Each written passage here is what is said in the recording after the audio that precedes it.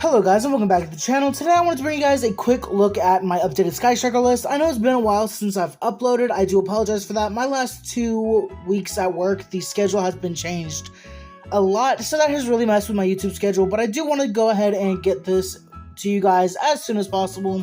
So let's just go ahead and jump right on into the deck profile. Starting off, of course, you run 3 copies of Ray and 1 copy of Rose. Of course, Ray is just mainly in here because it can revive itself from the graveyard if a Sky Striker Ace monster leaves the field. Also, it has the quick effect to special summon a Link monster by using this as a material on either player's turn, which is just really good, and then Rose can special summon itself if a Sky Striker monster is special summoned. Moving on into the hand traps, real quickly, we run 3 copies of Ash Blossom and Joyous Spring, 3 copies of Effect Veiler, and 3 copies of Infinite Permanence. Main reason why I run the Veiler instead of anything like Ghost Ogre or Ghost Bell is because we do run the Selene Link 3, so this can help us get into access code. But I don't think I need to explain these any more than that. Of course, moving on to the spells, we run 2 copies of Engage, and then 2 copies of Multi-Roll as our new upgraded numbers. Obviously, we ran 1 and 1 before because that's what it was at. However, because we just got this coming off the list, Engage came from 1 to 2, and Multi-Roll went from 1 to 3. However, you shouldn't need more than 2 Multi-Roll because you don't want to brick on it by opening too many of them. And of course, Sky Striker Engage can just search you out your Sky Striker cards and can even search out Multi-Roll. So that's why you want to run 2 of each. Of course, if you guys want to see me go into detail on these cards, I do have a previous list that I have up in the corner where I go over each card for card. But I wanted to get you guys something that you guys can just watch real quickly so you have an idea of what you're going to be playing. Of course, I run 2 copies of Area 0 as well as 1 copy of Terraforming.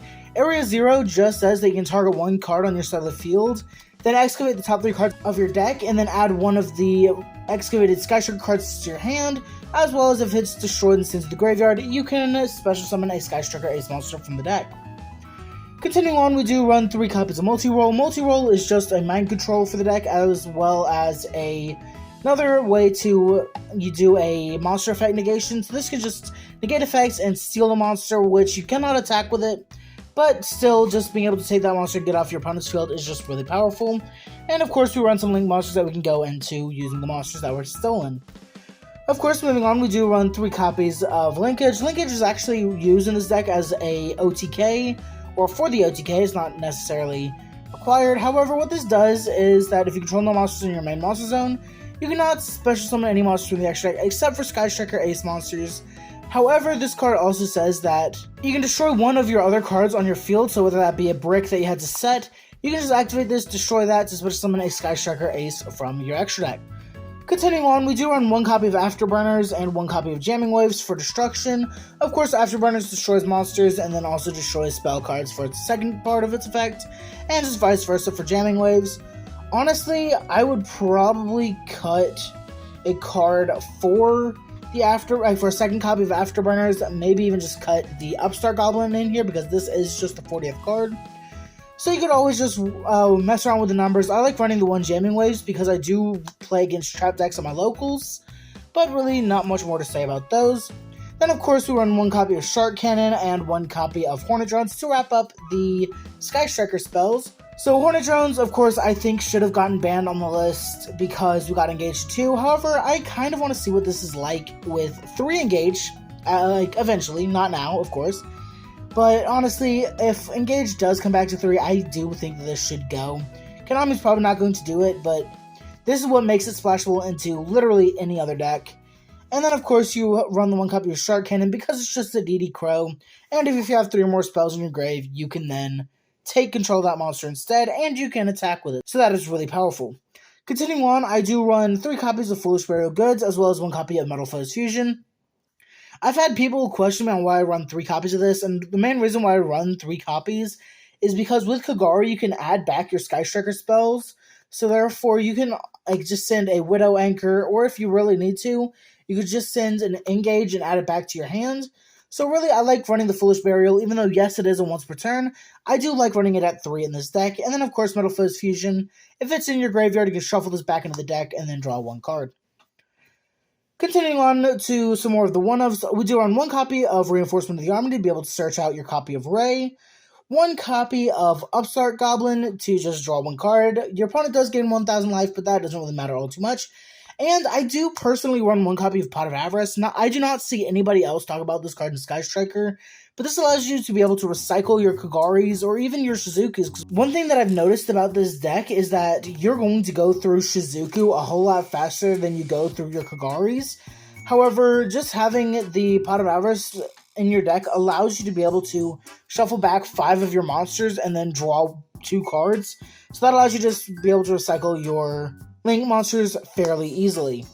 Then to wrap up the main deck, I do run 3 copies of Summon Limit. I like Summon Limit in this deck because we don't necessarily summon it that many times, and honestly, it doesn't really affect us all too much because if we ever need to clear it from our field so that way we can push for extra damage, we can always use the effect of Area 0, or even our copy of Multi-Roll, because both of these cards just allow you to pop cards you control to resolve different effects.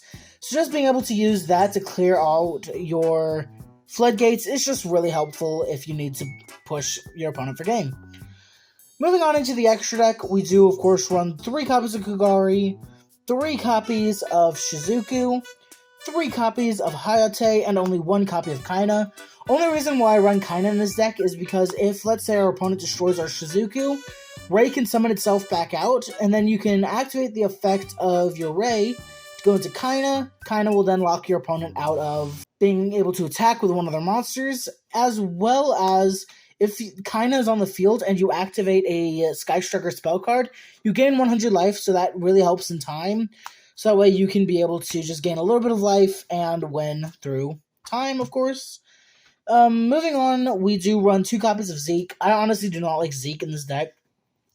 This is one of those cards where you just kind of run it because it just takes 2 monsters, including a Sky Striker monster, so therefore you can just use your Widow Anchor just to be able to take your opponent's monster and link off with it so they can't get it back. This card also does banish 1 card on the field, which is pretty good. But then the final effect is also pretty decent if you're trying to clear up your main monster zones.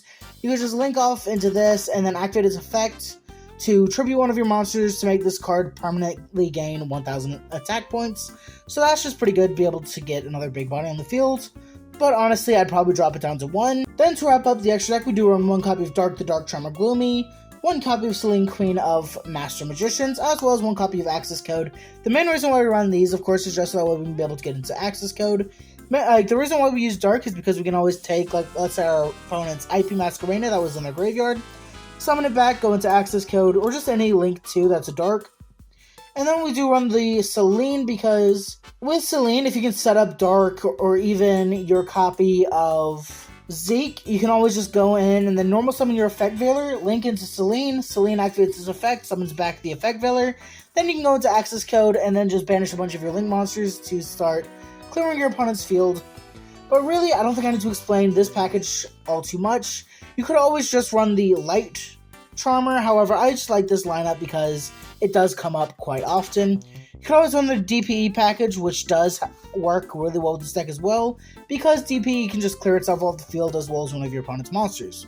So that's going to be it for the extra deck. Let's quickly take a look at the side decks. So for the side deck, I'm running 3 copies of Nibiru, 3 copies of Gamma Seal, 3 copies of Drone Lockbird, 2 copies of Lightning Storm, as well as a Harpy's Feather Duster, and 3 copies of Solemn Judgment. Honestly, you could probably replace the Solemn Judgment with Tikaboo. However, the main reason why I'm not running Tikaboo right now is because I feel like most of the decks that I'm going to be playing against, especially at my locals, they all use the same type. However, you can always just replace this with Tikaboo, or you can replace your summon limits with Tikaboo in the main deck if you want to play it that way. So that's the explanation for Solemn Judgment. Of course, Harpy's Feather Duster and the Lightning Storms are for the matchups with back row heavy decks. Drone Lockbird is just really good almost in any format, especially in this format with Kashtira running around. Then, of course, the Gamma Seals and Nibirus, mainly for just the Kashtira hate. But yeah, that's really going to be about it for the video, guys. If you guys enjoyed, please leave a like. Comment down below what you guys think of the shorter forms of these videos where I don't go into as much detail. I do really want to know about that because I do have some people talk about how I put so much detail onto every card that more than likely all of y'all know what Nibiru is and don't need me to explain exactly what it does. But with that being said, guys, that's going to be about it. See ya.